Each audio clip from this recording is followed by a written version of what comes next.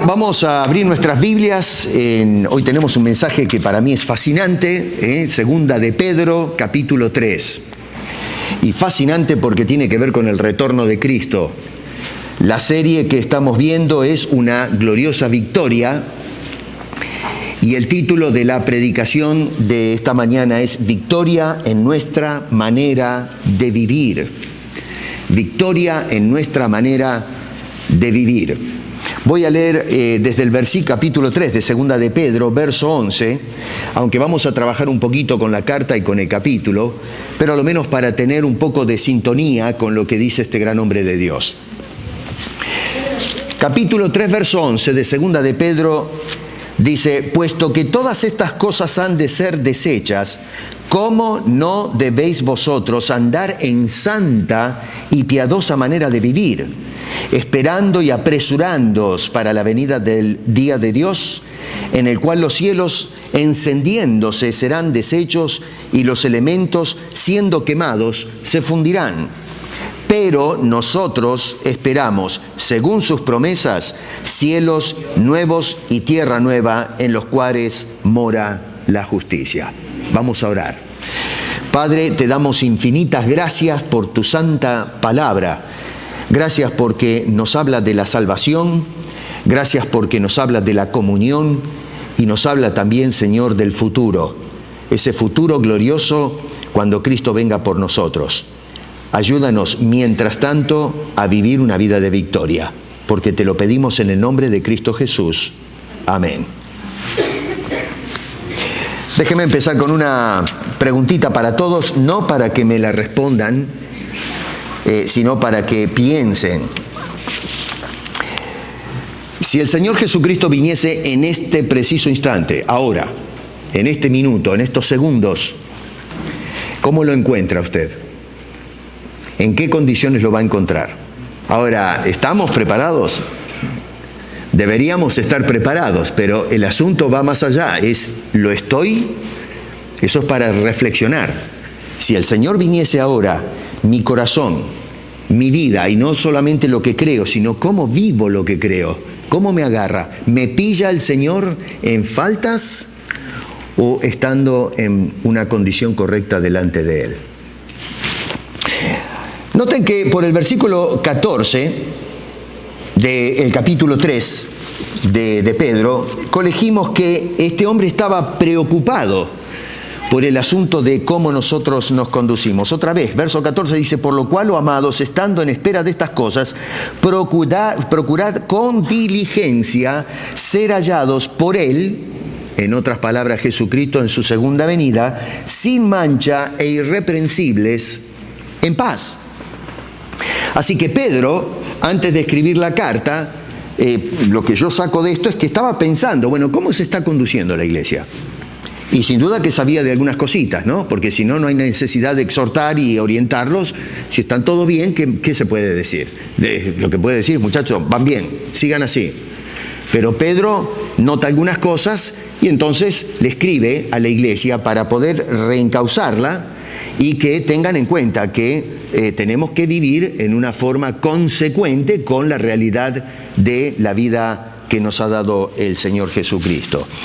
Y fíjense ustedes que a veces vivimos la vida cristiana como que estamos un poco dormidos. Yo hoy pienso que la iglesia de hoy, sí es cierto que tenemos gente que va a los templos y cantan y alaban y qué sé yo, pero hemos confundido la tarea de la iglesia en el mundo con el tema de la alabanza. Y sí, hay que alabar a Dios. Pero se nos escapó por algún lugar el tema de la testificación. La iglesia ya no está soltando misioneros al mundo.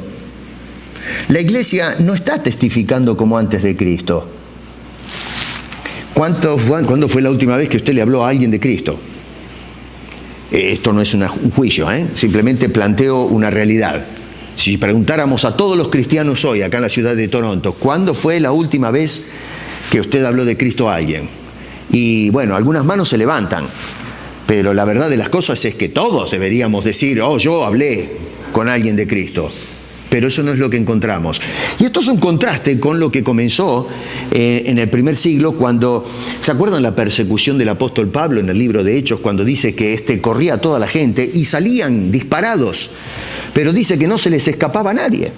Así que miren ustedes, iban espantados por la persecución corriendo, y la persecución metió la pata ahí, porque ellos pensaron que iban a cerrar la boca de los discípulos y lo que hicieron es abrirla más grande. Y dice que por donde iban, penetraron Samaria y se fueron para todas partes predicando el Evangelio. Y por eso es que notamos en el libro de Hechos que hubo una explosión atómica en esas primeras décadas, debido al ímpetu que tuvieron los cristianos para ser testigos de Cristo. Hoy la iglesia habla de cualquier cosa menos del pecado y de la necesidad de la salvación en Cristo Jesús. Y eso es algo que tenemos que reenfocarnos otra vez. La iglesia hoy está dormida, no está prestando atención a su verdadera comisión. Ahora, en esta carta Pedro aborda el tema de la segunda venida de Cristo, verso 10 del miren ahí, capítulo 3, voy a desarrollar la tesis con la Biblia, dice, pero el día del Señor vendrá. Y luego dice cómo, o sea, va a ser algo repentino, pero lo que dice es, el día del Señor vendrá. No es a lo mejor, veremos qué pasa, no, es una garantía total que el día del Señor se nos viene encima. Y noten que dice que será un día para juicio. Verso 7, pero los cielos y la tierra que existen ahora están reservados por la misma palabra, guardados para el fuego en el día del juicio. Así que no es un día para muchos que no aceptaron la salvación, no es un día fabuloso, es un día bastante serio. El verso 12 del capítulo 3 dice que se trata del día del Señor. En el Antiguo Testamento se enfatizaba esto del tema del día del Señor, que vendrá con fuego, con ira, a dar retribución a los hombres que le dieron la espalda a Dios. Esto, acá van a bailar la conga, decimos en mi tierra. Esto es cosa seria lo que se viene a este mundo. Así que el retorno de Cristo es para juicio, pero número 2 nos dice el verso 13 que es para vindicación de la justicia.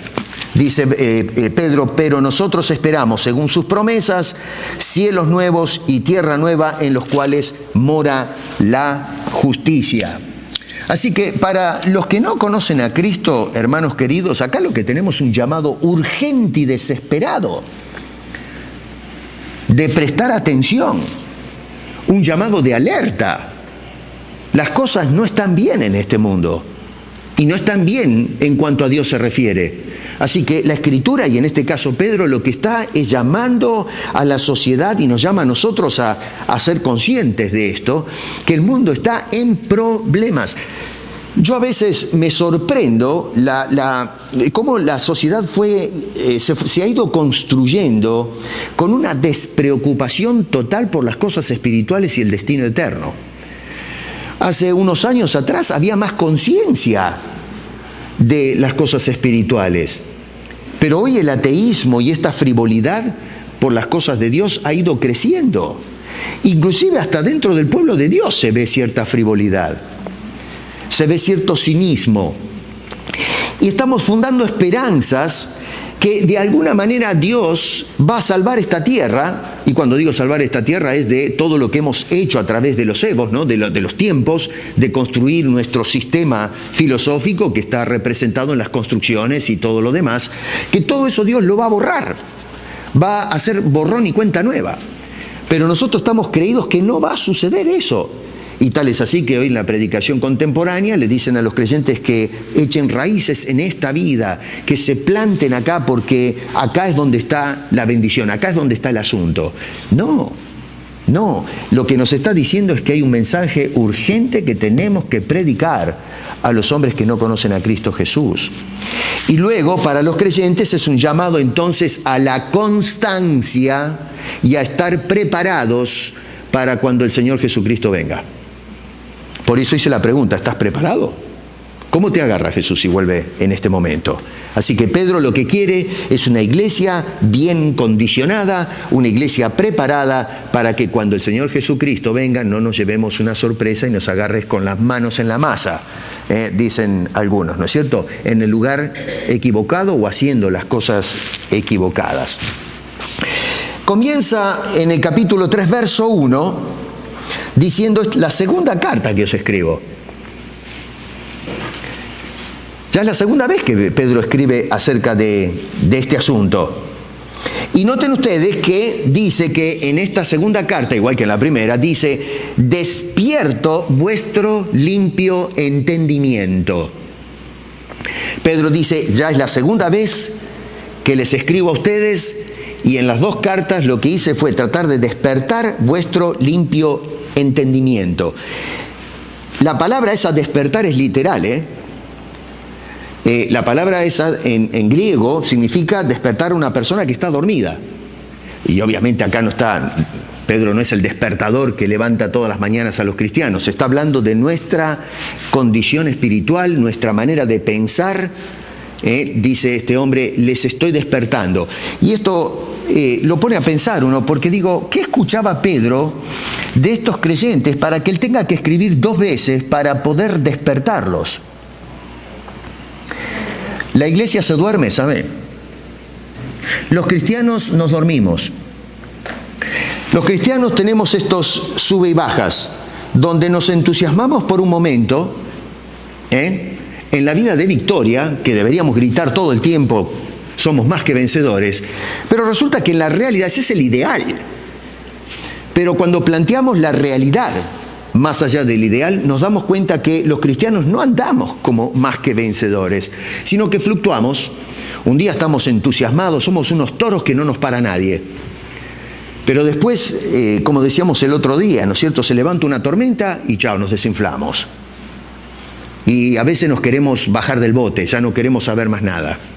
Tenemos esa, y no es algo nuevo, siempre tuvimos esta situación, porque, vuelvo a repetir, Pedro está escribiendo para despertar a los creyentes del primer siglo de un estado de somnolencia.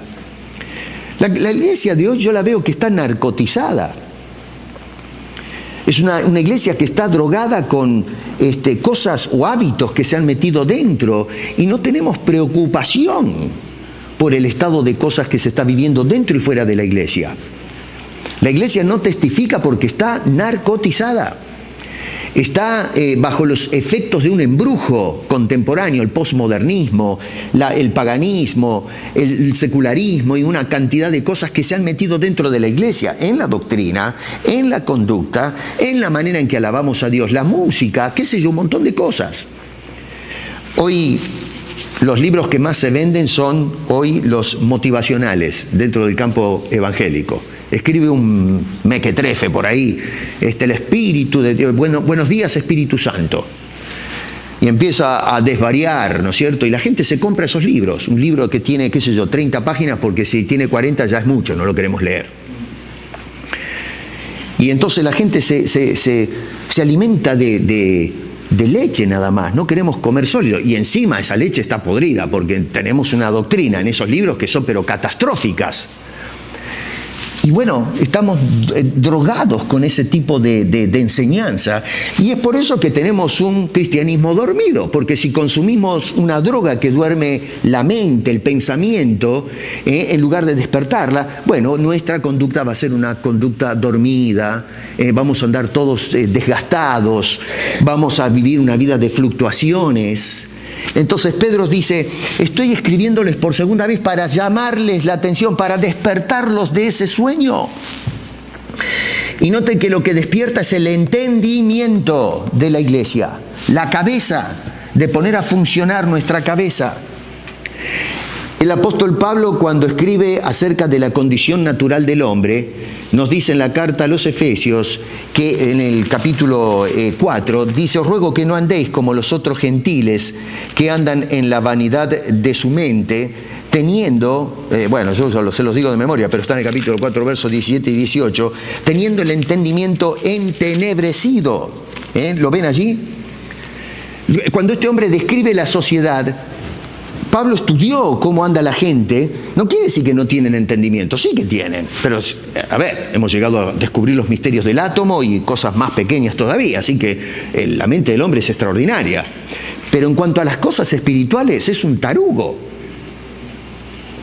Es un bloque de cemento. El hombre no entiende, no capta las cosas de Dios. Y es por eso que anda despreocupado con su vida delante de Dios. Vive, yo no necesito salvación, no me interesa Dios, no hay Dios. Y se lanza al futuro a ciegas, a tientas, pensando que él puede forjarse su propio destino. Y no entiende este hombre, tiene el entendimiento entenebrecido y por eso dice que anda ajeno en la vida sin Dios por la ignorancia que en ellos hay. Y entonces Pablo dice en el verso 22, en cuanto a la pasada manera de vivir, despojaos del viejo hombre, que está viciado conforme a los deseos engañosos. Y luego dice, y renovaos en el espíritu de vuestra mente. Sí, hoy la predicación es renovaos en el espíritu del corazón. Pero la renovación es completa, no es parcial. La corrupción del hombre es total y la regeneración del hombre es total. Dios no hace arreglos parciales en la criatura que es ahora su hijo. No, Dios lo que hace es cambiarnos completamente, es un cambio radical, profundo. Y eso nos lleva nuestro entendimiento cambia radicalmente. Estábamos ahora discutiendo en la escuela dominical acerca de doctrinas que mucha gente dice, no, a mí eso es muy difícil. Pero es que la Escritura nos llama a eso, a desafiar nuestra mente y a pensar como Dios piensa. Así que este hombre dice, yo quiero despertar el entendimiento de ustedes. Ahora, es interesante porque dice el entendimiento limpio. ¿Se dieron cuenta de eso? ¿Y por qué dice vuestro limpio entendimiento? Porque antes de Cristo teníamos la mente de los gentiles, un entendimiento entenebrecido que hacía todo mal. Y entonces Dios lo que hizo fue limpiar nuestra vida del pecado y acomodar, ¿no es cierto?, allí en la cabeza nuestra, que a veces parece un melón, donde no entran las cosas, y Dios empezó a poner todo, o está poniendo todas las cosas en orden. Nos ayuda a entender las cosas del cielo, las cosas de Dios. Y vuelvo a repetir, 2 veces escribió Pedro diciendo, ya va la segunda vez que les estoy despertando el entendimiento. ¿Y por qué razón? Porque se estaban quedando dormidos. En este caso, en los versos 3 al 5, dice que se levantan burladores acerca de la segunda venida de Cristo. Se mofan de esa doctrina. ¿Dónde está Cristo? Hoy, ya hace 2000 años que estamos predicando que Jesucristo viene. 2000 años. Y se levantan personas que dicen, vamos, querido, ¿por qué no tiran la toalla ya? Se terminó el asunto. A mí, 2000 años, ¿cuánto tiempo necesitan ustedes para darse cuenta que es cuento chino esto? Que esto es otro mito. Y entonces la gente comienza a aflojar.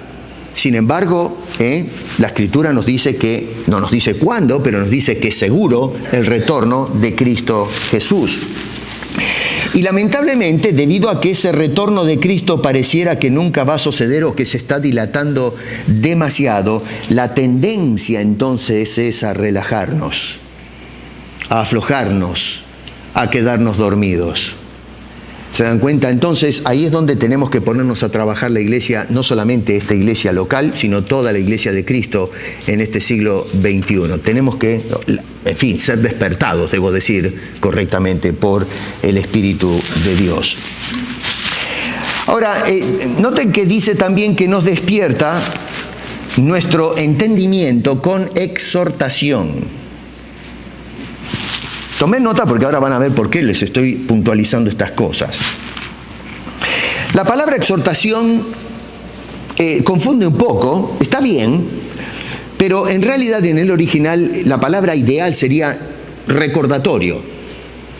Porque exhortar en nuestro idioma español es como pegarle un grito, un reto a una persona. ¡Hey, levántate! Pero Pablo no está usando un llamado, hay una palabra griega que es parakaleo que se utiliza en ese caso, que es una especie de reprensión, un conjuro. En este caso no usa ese término. Acá está hablando de les recuerdo.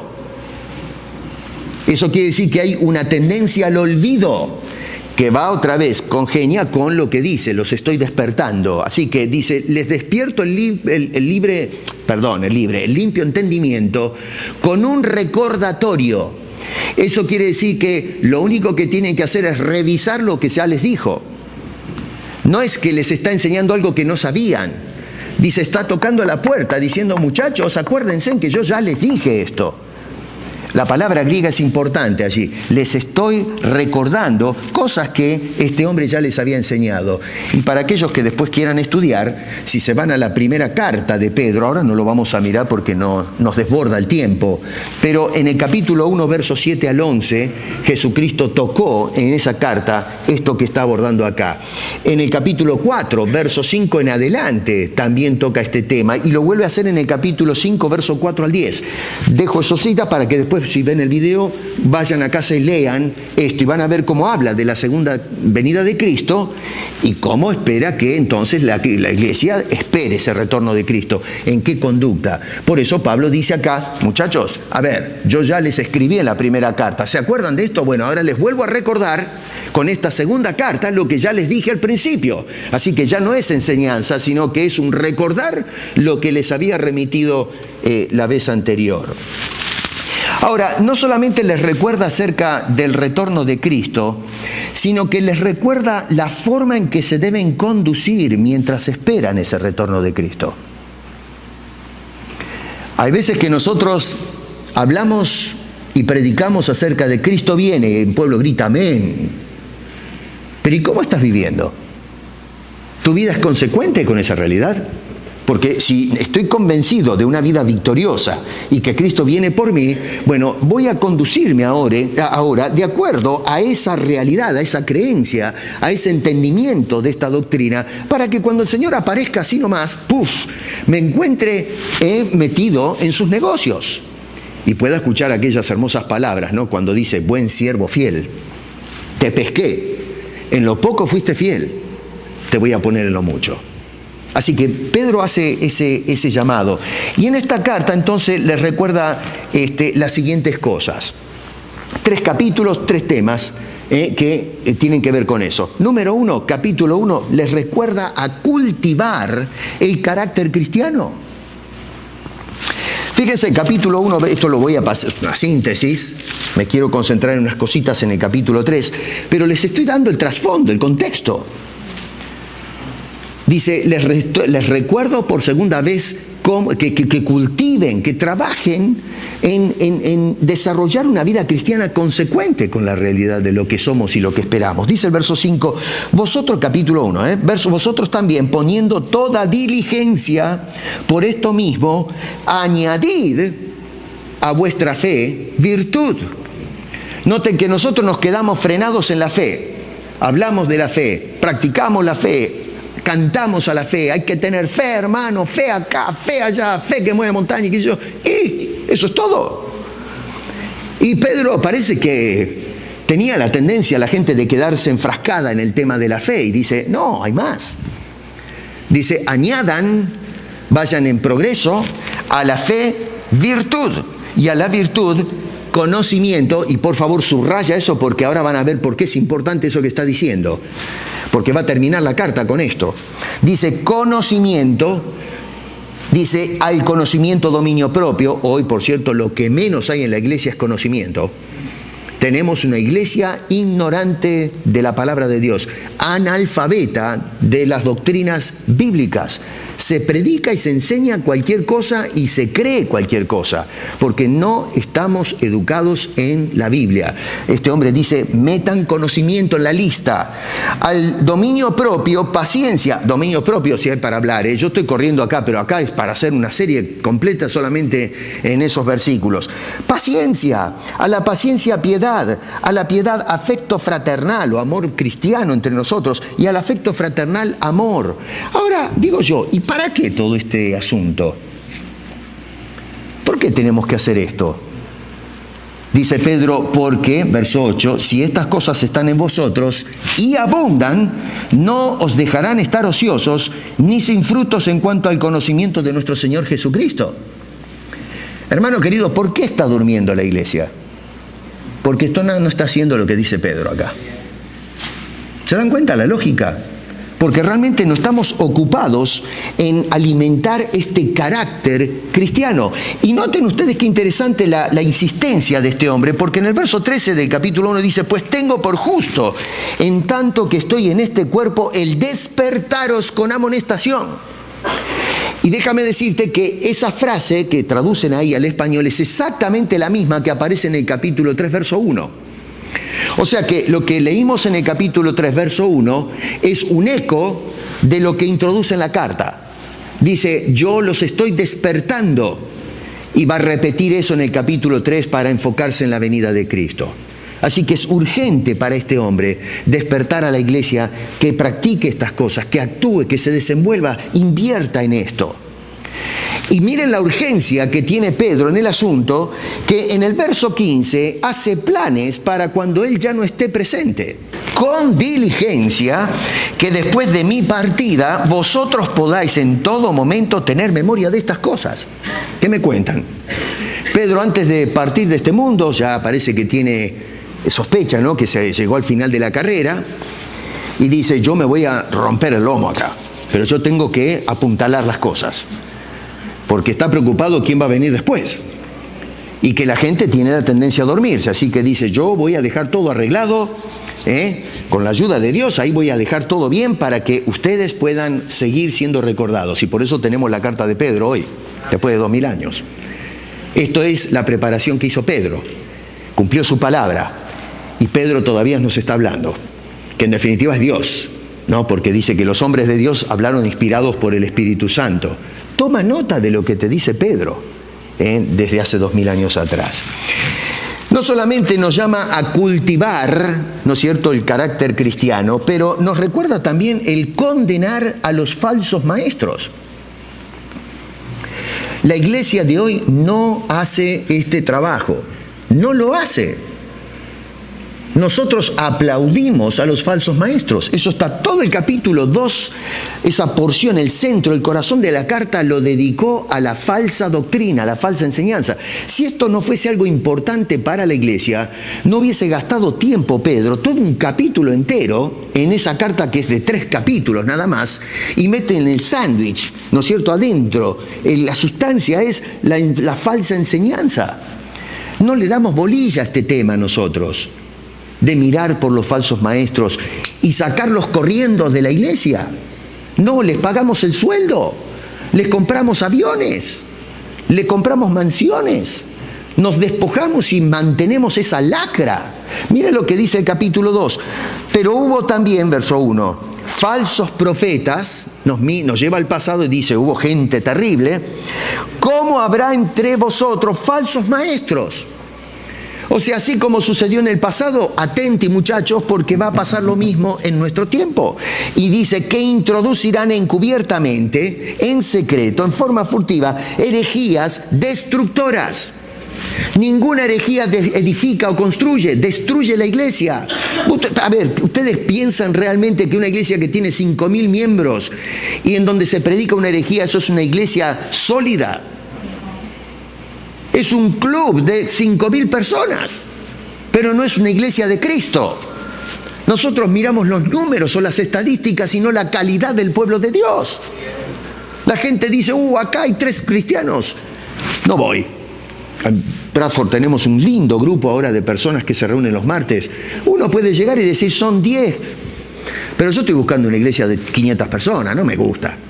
Bueno, tiene todos los cables suyos están pelados. La persona que piensa así no está buscando a Cristo, está buscando cualquier cosa. Y está bien, busque lo que quiera, pero no va a encontrar bendición donde hay herejía, hay que buscar un lugar de fundamento. Y este hombre dice entonces: la herejía es destructora. Y fíjese lo grave de la herejía que no se encarrila, es que nos lleva al final a cuestionar el carácter o la naturaleza de Cristo Jesús. Porque dice allí: y aún negarán al Señor que los rescató, atrayendo sobre ellos destrucción repentina. ¿Qué quiere decir esto? Nos lleva a aquel día que Cristo venga por segunda vez para traer juicio. Son personas que no son salvas. El cristiano nunca enfrenta la destrucción. Está hablando de personas que están escuchando maestros, que están congregándose, y vendrá sobre ellos destrucción repentina. ¿Por qué? Porque están metidos donde no deben estar. Entonces, a estas personas hay que sacarlas corriendo. Noten el verso 13, lo que es para la iglesia esta gente. En la segunda parte dice, estos son inmundicias y manchas. La gente dice, no, es el siervo del Señor, el ungido de Jehová. No, la Biblia me dice, Pedro me está diciendo desde los ecos del tiempo, estos son inmundicias y manchas, quienes aún mientras comen con vosotros, esto es, mientras tienen comunión, acá tenemos un poco de la cultura de la época, que se sentaban a tener comunión participando del pan, dice, mientras comen con vosotros, se recrean en sus errores. Son personas que se sienten a gusto ventilando toda esa basura. Y uno puede decir, pero la iglesia de Cristo limpia, el Señor la limpió, la novia de Cristo, y dice, estos son manchas. En lugar de una iglesia que es íntegra, transparente, pulida, lo que tenemos es un grupo de personas contaminados, roñosos, podridos por dentro. Es serio lo que está diciendo Pedro, Si ustedes leen en casa después van a ver que estos hablan de las cosas, las potestades superiores, dice, a ver, verso 10 si quiere, mayormente aquellos que siguiendo la carne andan en concupiscencia, inmundicia y desprecian el señorío, atrevidos y contumaces, no deben decir mal de las potestades superiores. Hoy, mi querido, en la iglesia hablamos del Satanás, de los demonios, los agarramos a patada del cuello, cachudo, y esto, pim, pum, y hablamos desbocados de estos seres, cuando los ángeles de Dios no se atrevieron a proferir juicio contra estas cosas, sino que dejaron juicio a Dios. Y nosotros nos creemos tan arrogantes y tan soberbios en la iglesia de hoy que hablamos, pero cualquier barbaridad de los demonios. Cuando tenemos que ir y decir, Señor, tú juzga. ¿Pero qué autoridad? ¿Cómo puedo yo juzgar si yo mismo estoy bajo juicio? ¿Quién me creo yo que soy? Cuando tenemos que agachar nuestros rostros y decir, Señor, gracias que me salvas por gracia porque merezco tu juicio. Pero me creo con una autoridad moral para pasar juicio sobre todo y en especial las huestes espirituales.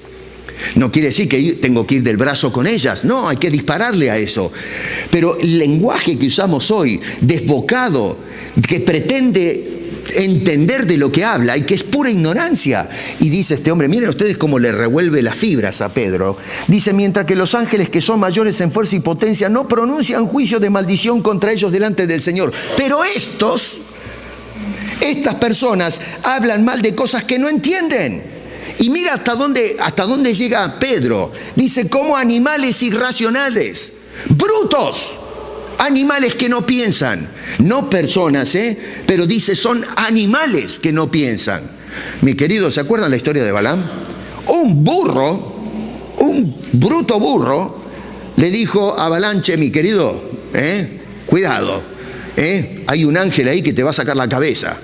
Y este que era el profeta de Dios no miraba más allá de sus narices. Que un bruto animal de carga le tenga que exhortar a este hombre, oye, escucha y mira a Dios. Bueno, así anda la iglesia, mi querido. Miren, ¿saben ustedes que ahora están llevando para que bendigan a los perros, los gatos y cosas por el estilo? ¿Lo vieron eso? Está de moda, Eso nos habla a dónde hemos llegado, gracias a estos señores que se metieron adentro de la iglesia. Así que este hombre nos está llamando a condenar, nos recuerda a condenar, no aceptar, no alimentar a los falsos exponentes. Capítulo 3 nos llama entonces, o nos recuerda a tener confianza en el retorno de Cristo. Otra vez, verso 10, pero el día del Señor vendrá. Y vendrá como ladrón en la noche. ¿Me siguen? ¿Vamos bien? Lamentablemente, como sucedió siempre, hay personas que se burlan de estas cosas. Se ríen de la fe cristiana, del retorno de Cristo y cosas por el estilo. Pedro lo dice ahí en verso 3, dice, sabiendo primero esto, que en los postreros días vendrán burladores andando según sus propias concupiscencias, que son sus propios deseos, ¿no es cierto? Gente que se conduce pecando, haciendo sus propias cosas. Pero entonces Pedro va a presentar y esto es lo que queda para nosotros, el néctar de lo que nos habla este hombre, que quiero que se lo lleven al corazón, nos va a dar 3 evidencias que van a poner en vergüenza la burla de estas personas. Número 1, las Escrituras. Las Escrituras, versículo 3. Disculpa que estoy un poquito con la garganta media complicada, ¿no? Verso 3. Dice, para que tengáis memoria, les recuerdo esto, despertando limpio entendimiento, para que tengan memoria. Acuérdense de las palabras que antes han sido dichas por los santos profetas. Nos lleva al Antiguo Testamento. Dice, lean el Antiguo Testamento. Estudien lo que dijeron aquellos hombres. Recuerden. ¿Y de qué nos hablaban? Nos hablaban, entre otras cosas, de que Dios, el día del Señor, que menciona más adelante en la carta. Pero no solamente eso, nos lleva al presente de Pedro, que hoy para nosotros es pasado, pero es el Nuevo Testamento lo que llamamos hoy, porque dice allí, y del mandamiento del Señor y Salvador dado por vuestros apóstoles. Así que miren, este hombre dice, revisen la historia. ¿Qué dice la historia? Miren el Antiguo Testamento y recuerden lo que han predicado los apóstoles. No que están predicando, sino que ya la iglesia está instruida. Lo que hay que hacer es recordar, reciclar lo que ya se ha enseñado. No hay que agregar enseñanza. No, ya está dada la doctrina. ¿Qué me vienen a mí con nueva revelación? ¿Qué hecho cuarto? ¿De qué me están hablando? Viene, se levanta ahí un charlatán, un profeta que dice, palabra de Dios, el Señor nos está dando nueva revelación. Pero vamos, ¿a quién le ganaste? Si la Biblia me dice que ya los apóstoles dieron lo que tenemos que creer, ¿dónde salió esto? ¿Cómo es que se nos metió adentro de la manga de la iglesia este tipo de cosas? Hay que sacárselas. Tenemos que seguir lo que nos dejó Jesucristo y los santos apóstoles. Ahí nos tenemos que poner a estudiar. Todavía el Nuevo Testamento no está cerrado acá. Pero eventualmente se cerró el canon y es lo que tenemos nosotros ahora. Más adelante en el capítulo 3 nos manda a considerar las enseñanzas de Pablo, verso 16, que dice, o verso 15, dice, y tened entendido que la paciencia del Señor es para salvación, como también nuestro amado hermano Pablo, según la sabiduría que le ha sido dada, os ha escrito. Dice, vayan y escuchen a Pablo. Así que lo que tenemos que hacer es meternos de cabeza a estudiar a Pablo. Bueno, Pablo, las cartas, ¿no? La doctrina de Pablo en las cartas. Pero hoy no, escúcheme una cosa. Yo siempre protesto con esto. El fenómeno del don de lenguas en la iglesia hoy. Está bien, quiero orar en lengua, pero lo que hacen adentro de la iglesia, que oran todos juntos, es un relajo, y qué sé yo, no hay interpretación, y es un lío. Pero Pablo nos dejó enseñanzas acerca de cómo administrar estas cosas, pero hoy no le damos bolilla a Pablo. No prestamos atención. La gente dice, yo creo que la Biblia quiere decir esto. No es yo lo que tú crees, es lo que Dios dice y se terminó. La Biblia cuando nos habla de Dios dice, palabra de Dios. Dios dice, no, yo creo. No se trata de yo interpreto que la Biblia quiere decir eso. Tú no interpretas a Dios. Tú tienes que cerrar los ojos, orar y decir, Señor, habla, que tu siervo escucha.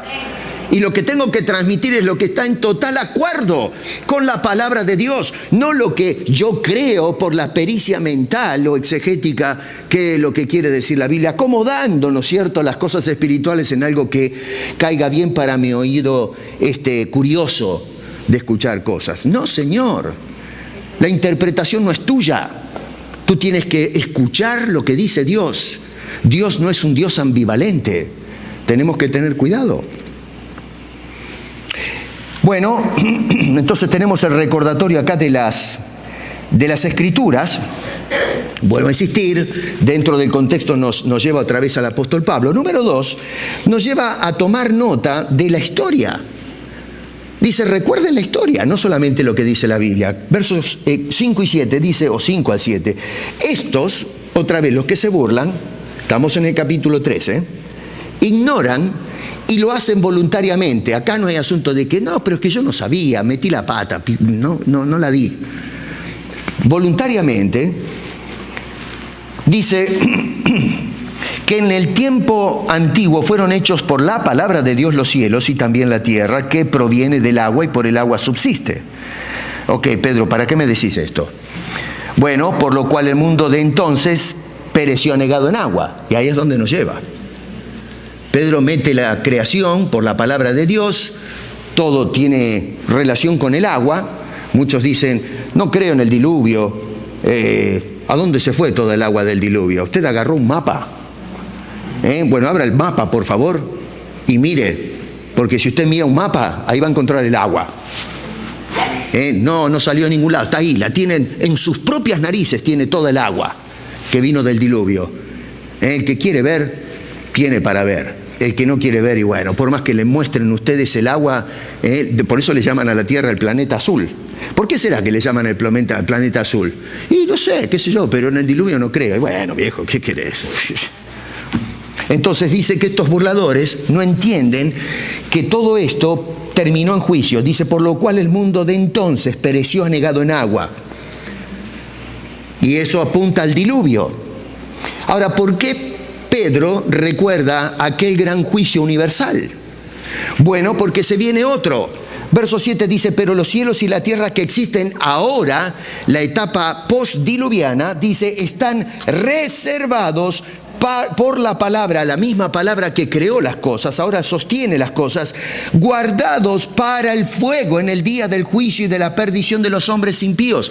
Lo que este hombre nos lleva a un viaje histórico diciendo, señores, el juicio ya tiene precedente. Miren la historia. Dios juzgó el mundo, esto no es juego. Y así como terminó con el mundo prediluviano, así va a venir otra vez con fuego y va a terminar con todo de la misma forma. Dice, les recuerdo esto. Dice, les recuerdo la palabra de Dios, les recuerdo la historia que nos está hablando desde los pasillos del tiempo. Y número 3, el carácter de Dios. Dice este hombre, en el versículo 9, en la primera parte, el Señor no retarda su promesa. Verso 10, pero el día del Señor vendrá. Y acá tenemos entonces, verso 9 total, dice, no retarda su promesa, según algunos la tienen por tardanza, es decir, el Señor no va a venir, sino que es paciente para con nosotros, no queriendo que ninguno se pierda, mas todos procedan al arrepentimiento. Dos cosas nos dice Pedro en esos dos versículos. Uno, la determinación divina. Dios viene, Jesús viene, que no les quepa la menor duda. Dios ya está determinado de venir otra vez en Cristo Jesús. Y número 2, la longanimidad de Dios.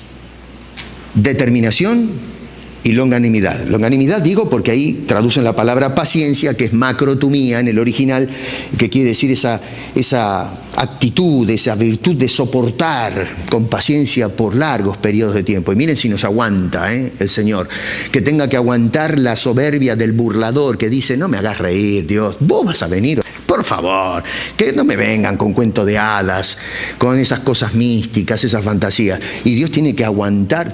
Podría reventar a mí, yo no sé, ¿no? Menos mal que yo no estoy que tengo que administrar estas cosas, porque si se están riendo por 6.000 años de humanidad, se están matando de risa en mi cara. Cuando yo estoy tratando de salvar a la gente, llega un momento que usted los caza todos del pescuezo y los tira por la ventana. Afuera. Se terminó.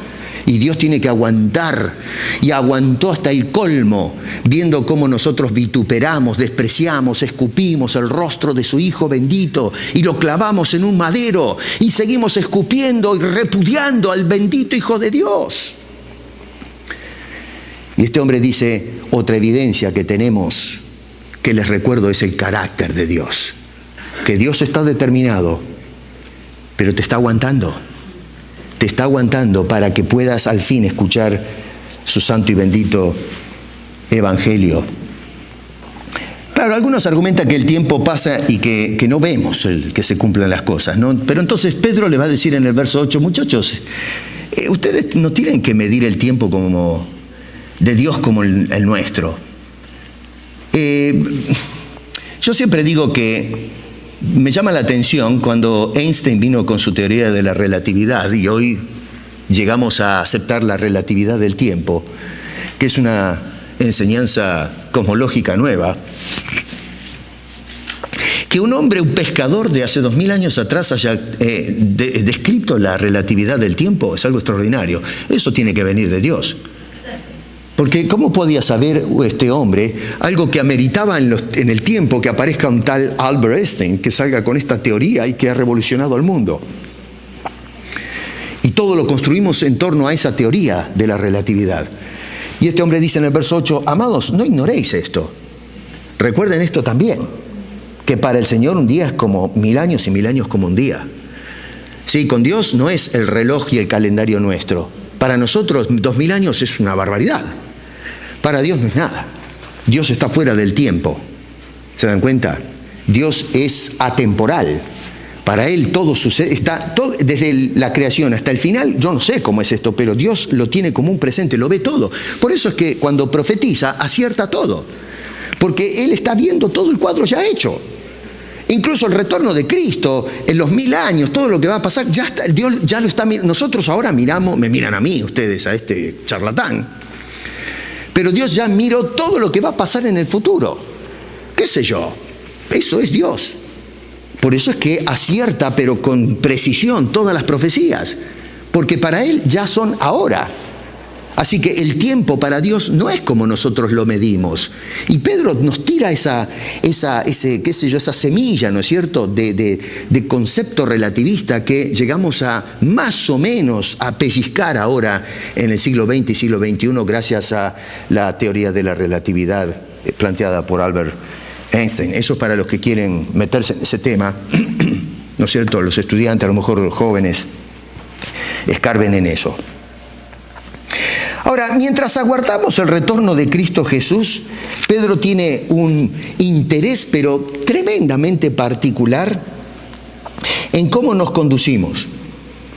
Es decir, que cuando tú sales de la iglesia, vamos a esperar el retorno de Cristo, pero este hombre quiere que estos creyentes que estaban dormidos se despierten y comiencen a conducirse de cierta forma. Y hay 3 palabras claves que quiero dejar con ustedes. Una es cómo caminan, número 2, esperar, y número 3, crecer. Son 3 palabras que vamos a desarrollar un poquito. Número 1 entonces es andar, número 2 es esperar y número 3 es crecer. 3 palabras claves desde el verso 11 en adelante para cerrar la carta. Eso es con lo que nos deja el apóstol Pedro. Noten ustedes en el verso 11 que dice este hombre, nos habla de nuestra manera de vivir. Dice, puesto que todas estas cosas han de ser deshechas, ¿cómo no debéis vosotros andar en santa y piadosa manera de vivir? ¿En qué está interesado Pedro ahora con nosotros? Es que tengamos una manera de vivir. Un estilo de vida, que es el estilo de vida de quienes van a ser extraídos cuando Cristo venga. La iglesia de Cristo, el pueblo de Dios. ¿Y cómo tiene que ser nuestra manera de vivir? Número 1, una manera de vivir que actúa bien. Dice otra vez ahí en el versículo, vamos a mirar los 3 puntos. Ahí tenemos en el verso 11, una manera de vivir que espera, si se quiere, verso 12, para que lo marquen, y verso 13. Y verso 18, una manera de vivir que crece. Vamos a ver la primera, una manera de vivir que actúa bien. Otra vez, verso 11, ¿cómo no debéis vosotros andar en santa y piadosa manera de vivir? Allí la palabra andar, que es un poco distinta a la que usa Pablo en Efesios, que estamos estudiando, en griego es un poco diferente, pero más o menos apunta a lo mismo. ¿Cómo actuamos los cristianos aquí abajo mientras esperamos a Cristo? Yo no sé, pero a ver, cuando tú sales de la iglesia, ¿cómo actúas? Porque este hombre demanda que actuemos bien. ¿Estás actuando bien? Cuando abres la boca, ¿hablas bien?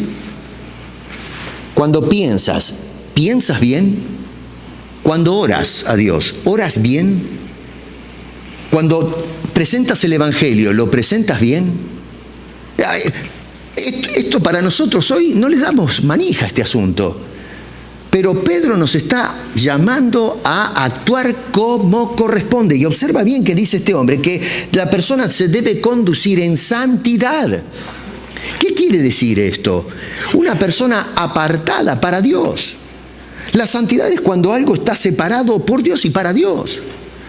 ¿Cómo puede ser que el cristianismo hoy no ande limpio, transparente? Que el cristiano se envuelva en negocios raros, cristianos que le faltan el respeto a los familiares en casa, cristianos que se dicen de todo en la iglesia. He escuchado casos que hasta se agarran a trompadas, escándalos, mujeres que se agarran de las mechas, se roban los maridos, hombres que, qué sé yo, pero es increíble. No se puede, que me digan que afuera en el mundo la sociedad anda así, bueno, si no tienen entendimiento, pero la iglesia... Nosotros tenemos que ser transparentes. La sangre de Cristo nos lavó de todo pecado. ¿Cómo es posible que nosotros que estamos lavados nos tiramos al barro de nuevo? Dice, tenemos que ser separados, dice Pedro en la primera carta. Sed santos porque yo soy santo, nos remite al libro de Levíticos. Pero estamos andando así, dice este hombre. Nuestra manera de vivir tiene que ser, que actúa bien, es de conducirse en santidad. Y no solamente eso, pero dice también que se conduce en piedad. Observa ahí en la del verso 11, dice, en santa y piadosa. La conjunción une los dos conceptos, santa y piadosa manera de vivir. La palabra esta también es importante. La palabra piedad a veces la agarramos mal, pero quiere decir hablar bien de Dios. La palabra eusebeia en griego. Y si yo no ando en santidad y ando como un cochino, no estoy hablando bien de Dios, lo estoy deshonrando. Pedro protestaba en Romanos contra los judíos porque guardaban la ley, honraban a Dios con la ley, hacían, eran doctores de la ley. Dice, y ustedes, tú que hablas de la ley, robas y haces un montón de cosas, y termina diciendo, ustedes deshonran a Dios. Qué curioso, ¿no? Tienen la ley abajo del brazo, la palabra de Dios, pero con eso deshonran a Dios. Terrible, ¿eh? Es decir, tener reverencia, hermano. Respeto por Dios.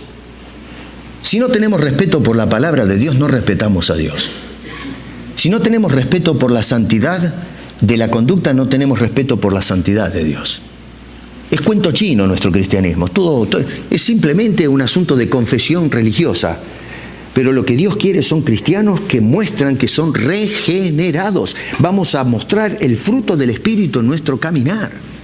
Y debemos cultivar ese caminar, dice Pedro en el capítulo 1. En el verso 13, noten ustedes, bueno, acá estamos entrando ya cómo este hombre nos pone en el contraste con los falsos maestros, capítulo 2, ¿no? Dice, otra vez, nos llama a nosotros a andar en santidad y piedad, y dice, el verso 9 del capítulo 2, sabe el Señor librar de tentación a los piadosos y reservar a los injustos para ser castigados en el día del juicio. Mire qué contraste tremendo entre nosotros y ellos. Están en la cuerda floja. Verso 15 dice, han dejado el camino recto en la primera parte. Acá estoy corriendo, ¿no? Y versos 18 y 19 dice, pues hablando palabras infladas y vanas, seducen con concupiscencias de la carne y disoluciones a los que verdaderamente habían huido de los que viven en error. Les prometen libertad y son ellos mismos esclavos de corrupción. Esa gente no anda ni en santidad ni en piedad. Hacen todo lo contrario y quieren arrastrar a los otros con falsas enseñanzas a hacer eso. Les prometen libertad y los hacen esclavos. ¿Cuántos cristianos son esclavos a los apóstoles hoy? Les sacan la plata, les sacan el tiempo, les sacan los hijos. Me han hablado de personas que dicen, mi marido está todo el tiempo en la iglesia trabajando, mi esposa está todo el tiempo en el culto de oración todos los días, el G2 y qué sé yo cuántas cosas, han destruido hogares. Y yo digo, pero eso está bien. Dice, no, pero yo estoy todos los días sirviendo al Señor. ¿Cómo? Torpedeando nuestro hogar, nuestra familia, tirando a la calle a nuestros hijos. Pero, a ver, ¿cómo entiendes la palabra de Dios? Tu campo misionero es la casa. Y luego de allí para afuera. Pero no, hoy nos dejamos llevar por estas ideas. Está todo dado vuelta. Seguimos la doctrina esta de demonios. Dice este hombre que tenemos que tener una manera de vivir que actúa bien. Número 2, una manera de vivir que espera bien. Fíjate, versículo 12, discúlpenme por favor, verso 12, dice que debemos andar de esa forma esperando. Y verso 13 dice, pero nosotros esperamos. Qué cosa tremenda, Verso 14, por lo cual, oh amados, estando en espera de estas cosas. 3 veces aparece en el original la misma palabra. Esperen, esperen, esperen. ¿Se equivocó Pedro? ¿Es un hombre que se está fumando algo raro y se le traba la lengua o el pulso que escribe lo mismo? 3 veces nos repite, esperen, esperen, esperen. La persona que actúa bien, actúa esperando con ansias. Espera el retorno de Jesucristo. ¿Y cómo tenemos que esperar? Voy a correr un poquito. Dice el verso 12, apresurándonos. Tenemos que esperar apresurándonos, siendo solícitos, atentos, concentrados, aspirando, rogando a Dios. Ven, Señor, que tu iglesia espera. Pero no tenemos esa solicitud. Nuestra solicitud, nuestros ruegos es lo material, lo de ahora, que se satisfagan nuestros caprichos, nuestras locuras. Y por eso nos vamos durmiendo, hasta que terminamos en una pesadilla. My goodness. 2, con diligencia, verso 14, por lo cual, amados, estando en espera de estas cosas, procurad con diligencia ser hallados. Es decir, con esfuerzo de ser hallados sin mancha, irreprensibles, dice allí, en paz. En paz no solamente con Dios por medio de la reconciliación, pero en paz los unos con los otros. ¿Cómo puede ser que tengamos querellas entre los hermanos? Que nos tratemos mal entre hermanos. Uno de los grandes problemas que enfrentaba la iglesia primitiva es la chusmería, el rumor. Tuvieron que, fíjense en que se tuvo que invertir el tiempo que podría haber sido para ministrar a los perdidos. Tuvieron que armar un grupo de diáconos para resolver lo que no debía haber en la iglesia. Los rumores, la desidia entre los hermanos. La guerra doctrinal de estos últimos 500 años dividió la iglesia por no prestar atención a la palabra de Dios. Yo soy de este grupo, yo soy del otro, y tenemos toda la cristiandad hecha una etcétera. Estamos todos desparramados, enemistados, cuando tendríamos que estar todos unidos, orando, doblando rodillas, copando al mundo con la palabra de Dios. Pero no. Pablo decía que tiene que salir de nuestras bocas palabra que edifique, y a veces sale basura de nuestra boca, que destruye el carácter de la gente, miente, no sabemos de lo que hablamos. Terrible. Dice este hombre, con diligencia, otra vez repito, sin manchas, irreprensible, es decir, que no venga el Señor a decir, esto está mal. Y número 3, en paz. Ahora, ¿qué esperamos? Dice, esperando estas cosas, pero ¿qué es lo que tenemos que esperar nosotros los cristianos? 1, la purificación de este mundo. Verso 12. Este mundo no puede ser, este mundo no va a heredar la vida eterna. Este edificio que estamos ahora trabajando y arreglándolo un poco, es pasto del fuego. Por eso yo digo, no invertamos mucho en esto, invertamos en ganar almas. Porque esto es tu casa, tu coche. Yo tengo un auto ahí que lo rento, ¿no? Porque pago menos. Está muy lindo el auto, lo disfruto, tengo calefactor en la silla, ahora que viene el invierno, la paso fenómeno. Música funcional en el auto. Bueno, pero ¿saben qué? Si me levanta Cristo ahora, ese auto se lo come el fuego. Pobre el tipo que me lo vendió, ¿no? Que me lo está rentando, no va a recibir un centavo. La casa que tenemos, pasto del fuego, todo será consumido. Lo que esperamos nosotros es el día que el Señor limpie la lacra de este mundo, lo que hemos construido con manos pecadoras, con ambición, con envidia, con celos, con amor al poder. El hombre construyó una sociedad, un sistema que es corrupto. Tenemos una serie acerca de cómo describe Salomón el mundo todo corrompido. ¿Se acuerdan cuando él dice vanidad de vanidades es el mundo? Vayan y estudien toda esa exposición allí. Nosotros construimos un mundo que no sirve para nada, y Dios lo que va a hacer es que va a limpiar todo eso, y lo que espera el cristiano es ese día Cuando el Señor limpie todo lo que ha manchado el pecado, lo que nosotros arruinamos, lo que era de Dios, que lo hizo para su gloria, nosotros lo arruinamos. Hoy luchan con el tema de la ecología y se echan la culpa unos a otros. Pero si nosotros arruinamos este mundo, este almácigo. Y número 2, no solamente la purificación de este mundo, pero esperamos la vindicación de la justicia divina. Basta ya de los caprichos del hombre. Dice en el versículo 13, pero nosotros esperamos según sus promesas cielos nuevos y tierra nueva, en los cuales mora la justicia. ¿De qué justicia me hablan ahora las sociedades contemporáneas? Tenemos las cortes judiciales, es una vergüenza. Una vergüenza. El que tiene plata paga a los jueces, paga a los abogados y qué sé yo, y salen los delincuentes sueltos. Y los inocentes, ahora hace poco libraron a uno que por ADN descubrieron que estuvo 20 y pico de años, esto fue la semana pasada. Salió libre, probaron de que la acusación era falsa. Dígame usted, ¿cómo le devuelve usted casi 30 años a una persona que la justicia del hombre metió preso? Por favor. Yo no quiero esa justicia. Yo quiero la justicia divina en este mundo. Por eso esperamos a Jesús, para que traiga vindicación a su justicia, no la justicia de los hombres. Así es. La tercera cosa es que, y esto es algo que descuidamos también, es que nos recuerda a una manera de vivir que crece. Verso 18 dice, antes bien, creced. Y mira que dice, no creced de estatura o para los costados.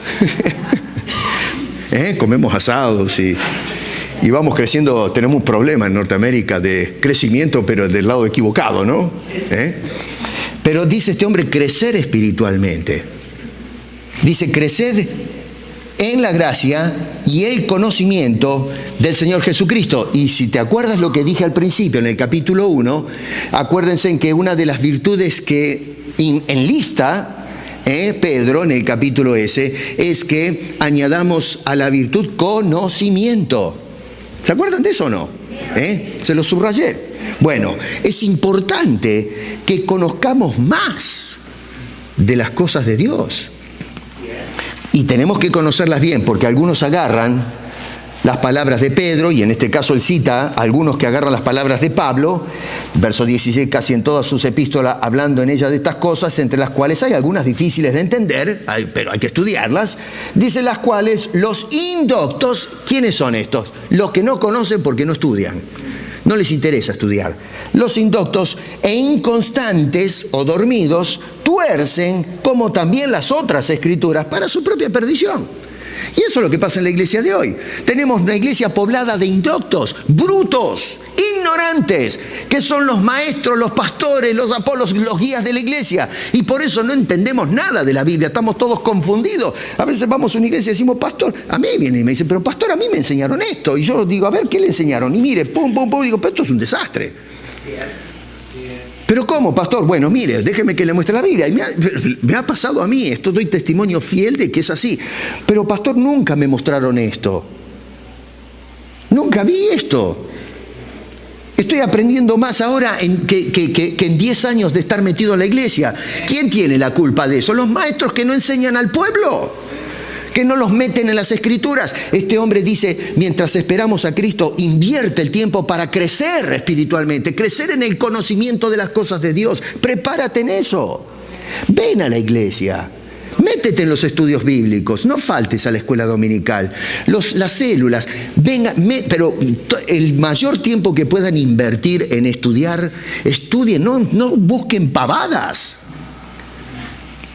Es lindo organizar cosas, pero el foco es conocer más a Dios. Si el foco es pasarla bien, sonaste. Te vas a dormir. Es más, eso es reflejo de una iglesia dormida. Bueno, en definitiva, ahora sí, voy a cerrar porque si no los voy a poner a dormir a todos yo, entonces. Y vamos a tener que volver a Pedro para que nos despierte, ¿no? Concluimos dos cosas importantes. Uno, debemos mirar o debemos vivir con los ojos mirando al futuro. Porque ¿qué quiere este hombre? Dice que estemos despabilados porque Cristo vuelve otra vez. Así que miren para adelante, levanten los ojos. Pero número 2, debemos atender al presente. Y no solamente tenemos que atender cómo nosotros andamos, pero tenemos una tarea en este mundo. La primera es una tarea de testificación. Dice el verso 15, y tened entendido que la paciencia de nuestro Señor, es decir, el Señor está aguantando, es longánime. ¿Se acuerdan que les indiqué esto? ¿Para qué? Para salvación. Entonces lo que tenemos que hacer nosotros mientras esperamos es salir a ofrecerle a los hombres eso. Salvación. Por eso la pregunta que hice antes, ¿cuándo fue la última vez que hablaste de Cristo a alguien?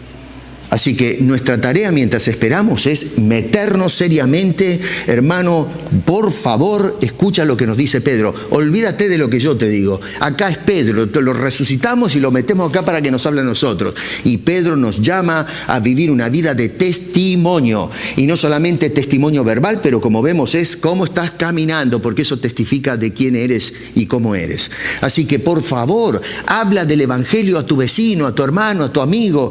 No seas negligente, no cometas el pecado del silencio. Por favor, les ruego que compartan este mensaje precioso y no dejen que otros sean arrancados de la verdad por estos falsos maestros. Salvemos a la gente en el nombre de Cristo. Traigámoslos a la luz.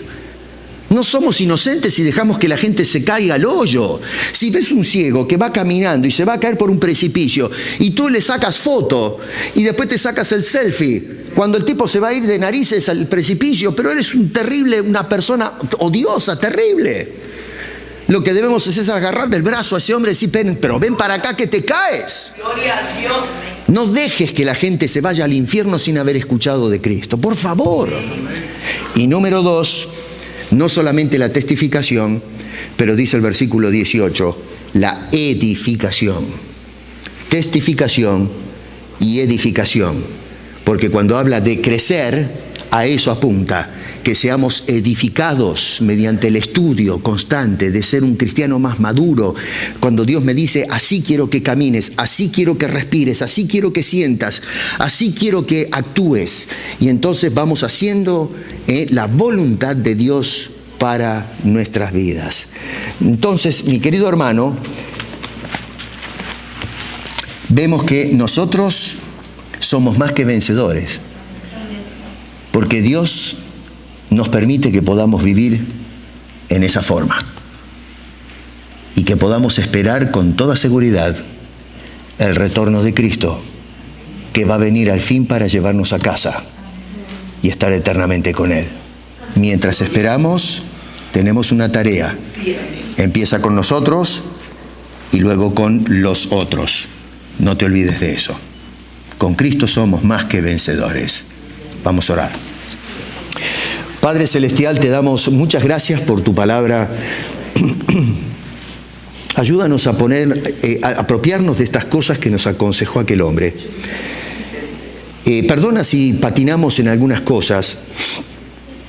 Todavía nos reconocemos como niños o inmaduros y, en fin, tenemos que desarrollarnos. Pero para eso necesitamos las vitaminas tuyas.